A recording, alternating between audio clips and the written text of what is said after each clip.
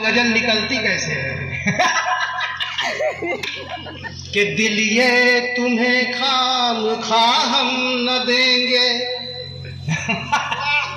दिल ये तुम्हें खाम खा हम न देंगे, मोहब्बत करेंगे तो तनख्वाह लेंगे। बड़ा रिस्क है इश्क करने में साईं, अपने मोहल्ले में अपनी तुड़ाई, इतने कड़े इम्तिहान यूं न देंगे, मोहब्बत करेंगे तो तनख्वाह लेंगे। देखिए एक बार हमको एक 85 साल के दादा का जो है मैरिज एनिवर्सरी कार्ड मिला। हमने सोचा ये मनाएंगे क्या बुढ़ऊ। एक बार एक 85 साल के दादा का मैरिज एनिवर्सरी कार्ड मिला। हमने कहा बुढ़ऊ मनाएंगे क्या, क्योंकि इसमें हर काम जुगाड़ से होता है बुढ़ापे में। कि 75 की दादी 85 के दादा से शादी के बरसी पे इठला के बोली, 75 की दादी 85 के दादा से शादी के बरसी पे इठला के बोली, मेरे बाल छू लो मेरे होठ चूमो लगी बोलने दादी 16 की बोली, और मेरे गाल काटो मुझे चूमो चाटो लगा दो मेरे भावनाओं की बोली। तो दादा उठे दादी झल्ला के बोली, कहाँ जा रहे हो करो ना ठिठोली। तो दादाजी बोले बता कैसे काटूं ये दांतों का सेट तो लगाने दे बोली। अब हर काम उसमें जुगाड़ से होना है। आप लोग जरा मस्ती में आइए, कविता सुनना है तो तालियां हो जाए जोरदार। हाँ ताली बता दे, आगे से पीछे का बिहारी लाल अंबर जी अपने सुहाग रात में गए कि घूंघट उठा के पत्नी से बोले प्राण प्रिय जैसी मेरी कामना थी वैसी प्रिय वर हो। तो पत्नी लजाई इठलाई बल खाई बोली नाथ आप मेरे इकलौते जानवर हो। तो रूठ गए पति जी मनाने लगी पत्नी जी बात तो समझिए जी बात मेरी बूढ़ है। अरे जान भी है आप मेरे वर भी हैं आप मेरे, जाके क्या पड़ोसी को कहूं कि जानवर हो। आप लोग मजा नहीं ले पा रहे हैं पूरा। देखिए ज्यादा कविता सुनाऊंगा भी नहीं मैं, क्योंकि मुझे कोई पेमेंट मिलना ही नहीं है यहाँ से, इसलिए अरे घर से पेमेंट थोड़ी लिया जाता है। ये देखिए अपना बचाव शुरू कर दिए। ऐसा है ये पेमेंट नहीं देंगे, कोई आपको चुपके से देगा, यहाँ बहुत देने वाले हैं। एक बार मैंने एक नेता को चोर कह दिया। अब देखिए मेरी दुर्गति क्या होती है। एक दिन मैंने जैसे ही एक नेता को चोर कहा, बगल में खड़े चोर ने किया प्रतिवाद, आपका यही बोलने का सहूर है? आपके घर में कोई चोर है? तंग आ गए हम कवियों के विद्वता और व्यवहार से, हमारी तुलना देश के गद्दार से। कवि जी हमारी और नेताओं की अलग बात है, नेता मानव और राक्षस के बीच की जात है। क्या कहने, रावण भी राक्षस था, उसने सीता को चुराया था, मगर चरित्र देखिए उसने सीता को हाथ भी नहीं लगाया। यहाँ साल में 4-5 विधायक बलात्कार में धराते हैं और आप उनको चोर बताते हैं।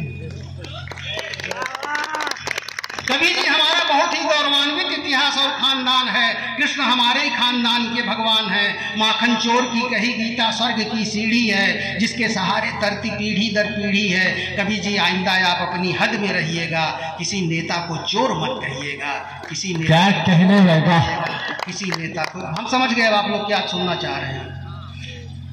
एक बार बंबई में मनसे के कार्यक्रम में हमसे बाल ठाकरे मिल गए, राज ठाकरे मिल गए। हमने कहा यार आप बिहारियों से काहे इतना चिढ़ते हैं, बिहारी बहुत अच्छे होते हैं।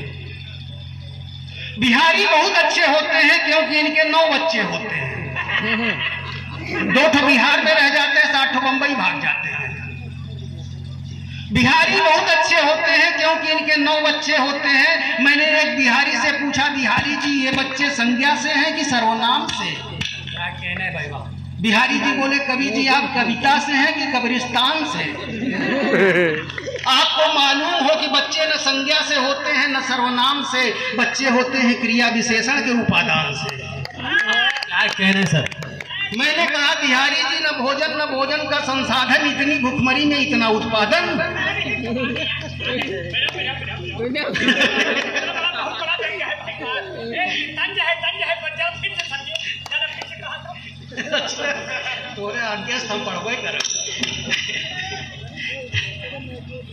मैंने कहा बिहारी जी न भोजन का संसाधन, इतनी भुखमरी में इतना उत्पादन। बिहारी जी बोले आपकी सोच एकदम सरकारी है। अरे प्रकृति के साथ न चलना भी एक प्राकृतिक बीमारी है। क्या कह रहे हैं सर? बच्चे हमारे देश के भविष्य हैं और इस मामले में हम पूर्णतया कर्तव्यनिष्ठ हैं। न इसमें हिंसा है न आतंकवाद है, या तो स्वयं में गांधी और बुद्धवाद है। क्या कह रहे हैं सर? एक दिन चचा को देखकर कई लोग शर्म से गड़े थे। चचा टोपी के नीचे नंगे खड़े थे। एक दिन चचा को देखकर कई लोग शर्म से गड़े थे। चचा टोपी के नीचे नंगे खड़े थे। मैंने पूछा चचा यह प्रयोग है कि संयोग? इतनी उम्र में ऐसी नंगई क्या कहेंगे लोग? अरे आप इतनी जल्दी अपनी जमात में आ गए, अपने शरणार्थियों का तंबू चबा गए।